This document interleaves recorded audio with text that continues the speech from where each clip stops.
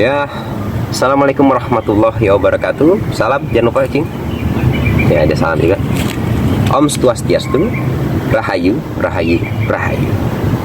What's up, Ghost Enemy? Yeah, Tupac style. Welcome to Blackbird. Semoga kalian-kalian dalam keadaan baik-baik saja dan selalu dalam ridha Allah dan akidah yang baik. Dan terima kasih untuk yang telah menonton di video yang bawah dan komen-komen yang negatif, positif. Banyakin yang negatifnya, caci maki kalau perlu. Saya senang soalnya. Saya tidak suka terlalu senang dipuji gitu, seperti yang lain-lain. Karena dipuji itu kata Rasulullah harusnya nangis kita. Kalau Rasulullah ya, nangis karena itu cobaan. Jika kita dicaci harusnya tersenyum, karena itu adalah salah satu cara Allah untuk mengangkat derajat kita. Subhanallah, alhamdulillah, wa la ilaha illallah, wallahu akbar. Ya, hari ini kita akan membawakan kenapa Nabi bodoh. Kenapa Nabi bodoh? Sebenarnya nggak tepat sih. Kenapa para Nabi tidak seakademisi pada zamannya? Oke, kita lihat video ini. 3, 2, 1. Prophet Muhammad was mentioned in the Bible. This will blow your mind. Let me explain. The first revelation was given to Prophet Muhammad, peace be upon him, in the cave Hira by the angel Gabriel. The angel said to him, "Read," and the prophet responded, "I don't know how to read." So now, let's look at Isaiah chapter 29, verse 12. Then the book is delivered to one who is illiterate, saying, "Read this, please." And he says, "I am not literate." But hold on, it gets even crazier. Let's look at what the most authentic verse of the Bible says. If we look up the same verse in Greek from 1600 years ago, we can see that there is a word that is pronounced Hira. Ya, tadi video yang pertama kita lihat bahwasannya Rasulullah dimention tuh ditandai di Bible, di Injil sebelum Al-Quran sudah dikasih tahu oleh Isa Al-Masih lewat Allah bahwasannya dia tidak bisa membaca. Dan coba kita tanya ya, apakah Nabi Muhammad tahu bahwa dirinya Nabi apa enggak? Mari kita lihat video yang ini. You must not think of Muhammad as more than a man. He was collecting firewood one day. "Let me do it," I said. "Why?" he said. "You are the prophet of God. You can't go round scratching for firewood." But he looked at me, mumbling. "God does not like the man who considers himself above other men," he said. So I lay back and watched him. Suddenly he stopped. He stood to his full height and came to me. "Yes, I am the prophet of God," he said. "But even I do not know what will become of me." Ya, dia sendiri yang bicara. Jadi dia dimuliakan oleh sahabat dan dia bilang bahkan orang seperti saya pun tidak tahu. Jadi para nabi pun tidak tahu dirinya nabi. Terus gimana kalau kita sok tahu diri kita mulia, lebih mulia daripada yang lain? Terus bagaimana?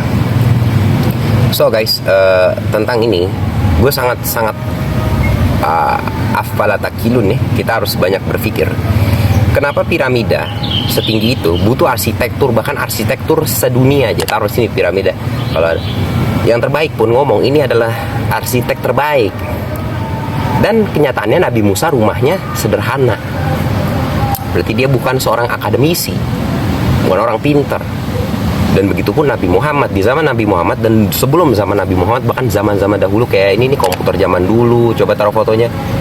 Apa telepon zaman dulu, apa tuh baterai zaman dulu. Oke, itu sudah membuktikan jutaan bahkan ribuan tahun lalu ya, bahwa para ilmuwan sudah ini sangat menekankan bahwasannya para akademisi itu sudah ada dari zaman dahulu.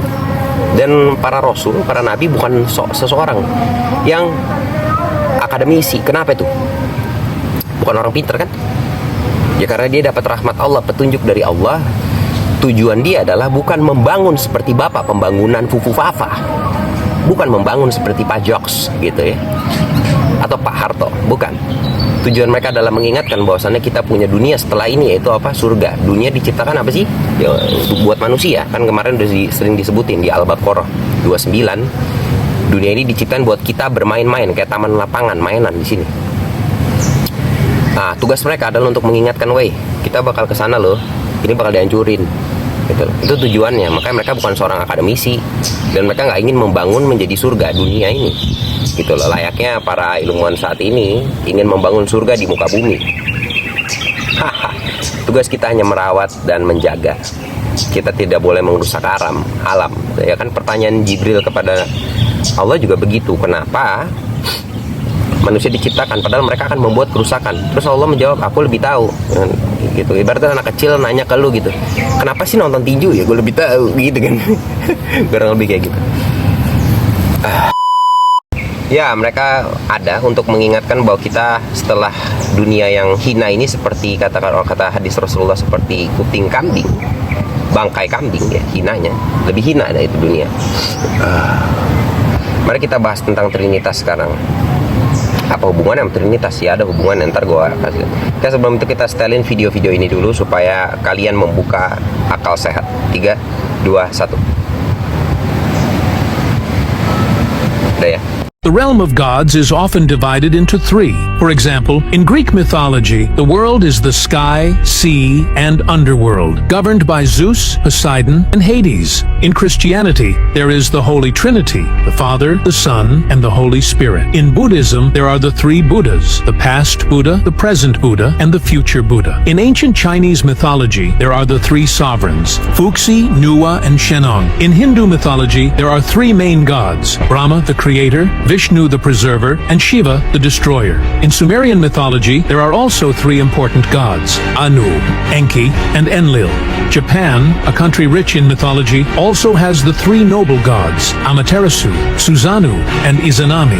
Lao Tzu once said, the Tao begets one begets two begets three, and three begets all things. Once again, we see the significance of the number 3. Are these just coincidences, or does the number 3 represent creation?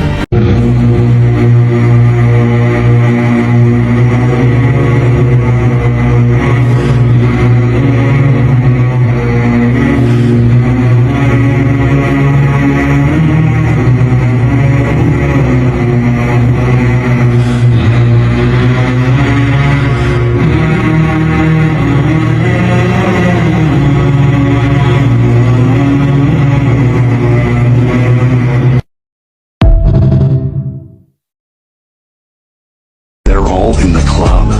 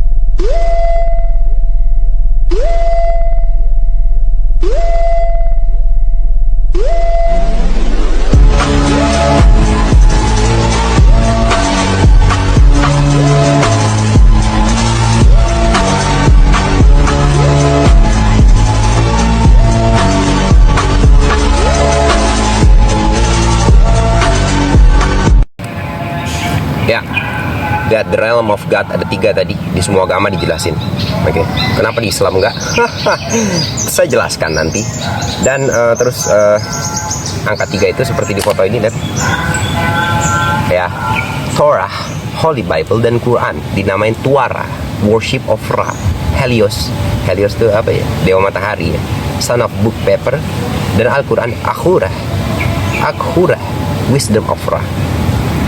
Worship itu cara menyembah, ibaratnya kayak memuja, oke?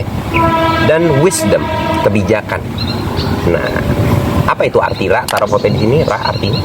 Dah, ini kan ada 3 ya, sama. 3 itu angka yang luar biasa, guys.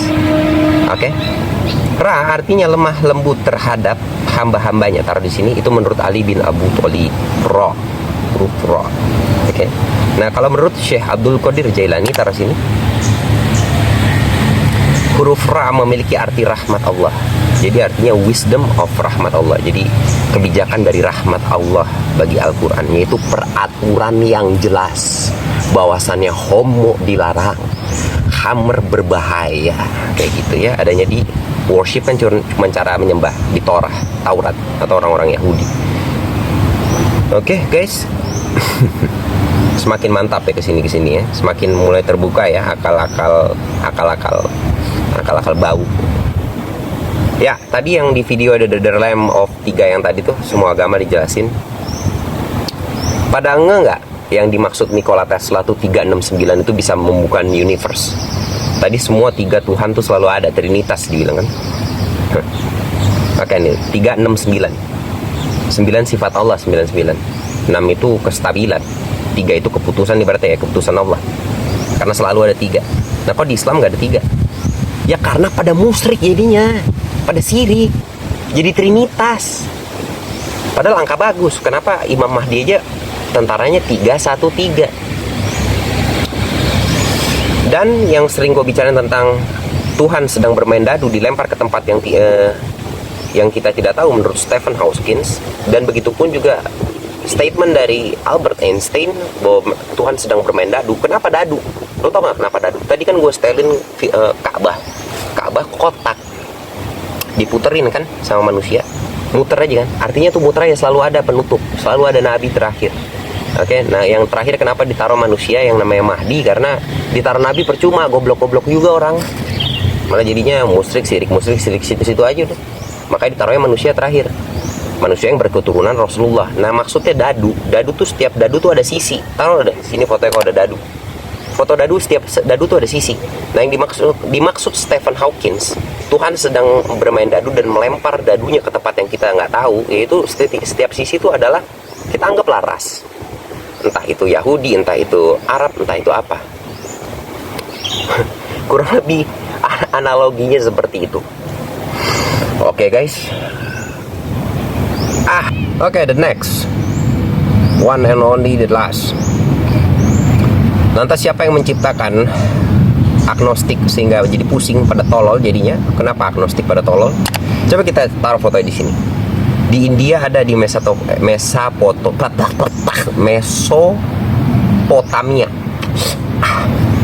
Di Rusia ada, tandanya sama, taruh di sini. Di Meksiko ada. Kenapa ada sebuah kesamaan? Ya karena bagi yang tahu ada sebuah hadis menyebutkan bahwasannya Dajjal itu mencuri penanya Jibril untuk mencatat, menulis segala prasasti dan lain-lain untuk disama-samakan, menciptakan fitnah dunia terbesar. Tara, agnostik tolol ya, karena nggak tahu jadi kesana. Oke. Dan itu adalah sebuah fitnah yang luar biasa kejam dan hebatnya. Ya, pena Jibril dicuri untuk membuat fitnah terbesar. Sesimpel itu dan semudah itu supaya agnostik nggak semua bego. Oke. Baik, masalah Trinitas. Kenapa dihapuskan di zaman Rasulullah ya? Sahabat ada 4 ya, malah angka 4. Tambah lagi para imam mazhab ada 4. Supaya dihapuskan kesyirikan itu. Padahal angka 3 itu sangat baik. Makanya tentara Imam Mahdi 313. Oke. Dan untuk Trinitas di akhir zaman sebenarnya ada lagi Trinitas, yaitu apa? Imam Mahdi diajarkan oleh Allah langsung. Oke. Habis itu ada Isa. Jadi 369 ya. Kalau ada fotonya sini taruh 369. 369 dibalik. Oke. Tiganya Nabi Isa, karena Nabi nggak bisa tergantikan ya, satu-satunya Nabi Isa untuk menjadi saksi. Yang menjadi makmum dari Mahdi adalah 6, kestabilan. 6, hitam, kestabilan. Baru Allah 9 sifatnya. Ya Trinitas juga kan. Allah yang memberitahu Imam Mahdi dan Nabi Isa untuk mengikuti Imam Mahdi. Trinitas juga kan. Ya tapi lu jangan jadi musyrik, jadi syirik, jadi bego, jadi kayak anak orang agnostik. Tujuan gue dari berbicara ini adalah untuk kita mengimani sesuatu dengan akal sehat, sehingga kita memiliki ilmu tuh semakin beriman kepada Allah dan semakin mendalami tentang agama kita, bos. Luar biasa sekali Al-Quran, luar biasa sekali Islam, is the best religion. Oke. Dari pokok yang saya sampaikan ini adalah untuk menjaga kelestarian alam, bukan membangun tapi merusak alam, dan menjaga kestabilan. Apa sih? Bukan merusak alam. gue baca begini, gue bagusan ngoceh langsung daripada gue baca. Serius dah. Ya, bukan membangun tapi merusak alam, dan menjaga kestabilan alam dengan mengurangi ego. Ya, untuk menjadi yang terbaik. Tapi melupakan visi misi kita. Apa visi misinya? Adalah menjaga dan merawat untuk menggapai nilai ibadah untuk kehidupan selanjutnya sebagai muslim. Oke, video ini untuk muslim. Tapi kalau bagi yang non muslim menonton, bagus, supaya palanya kebuka juga. Oke, jadi bukan membangun untuk merusak. Kita membangun untuk merawat dan menjaga sampai waktunya tiba. Kita akan pulang. Semua, mau Moses, mau Yesus, mau siapa, mau semua nabi menunjukkan jalan bahwa setelah ini ada kehidupan, guys. Bagi orang yang ingin membangun dunianya menjadi surga, gue nggak tahu deh itu masih Islam apa kagak. Oke guys, itu aja. Terima kasih untuk menonton, dan mohon maaf kalau banyak salah kata. Kita hanya ingin watawasobil hak, watawasobil sabr, di review bahwa para nabi itu bukannya bodoh, dan menandakan bahwasannya terakhir juga Imam Mahdi itu bukan orang akademisi, bukan ulama, bukan apa seperti para nabi yang lainnya, orang biasa yang dikasih rahmat. Itu menandakan Nabi Muhammad menandakan dia nggak bisa baca, berarti dia benar-benar dapat petunjuk dari Allah. Oke. Dan Nabi Musa ketakutan ketika melempar tongkatnya menjadi ular, berarti dia bukan kiprana kikian atau gus-gusan yang ahli dalam, dia penakut, lempar tongkat ketakutan, kok jadi ular begitu kan, berarti dia bukan orang ahli spiritual dan bukan orang akademisi. Mereka memang orang-orang yang dirahmati oleh Allah, dan jangan menghinakan mereka. Oke guys, love and peace forever. Jangan lupa di subscribe. Love you all. Bye. Ser homosexual no es un delito, es una condición humana. Those church leaders that say all humanity worship the same God, excuse me? Until when are you gonna stand up and speak the truth? Until when? Does everyone worship the same God as you as a Christian? You bring me any other human being, a non-Christian, and I'm saying it out of love and respect. Please don't get me wrong, but I'm talking to the Christians here. You bring me anyone that is a non-Christian and believes that your Jesus is God. You bring me anyone else. So stop saying everybody worship the same God. No, it's not. Jesus Christ is totally different than any other God. Because what is written in the Holy Bible is not written in any other book. We are one in humanity, but we are not one in our faith.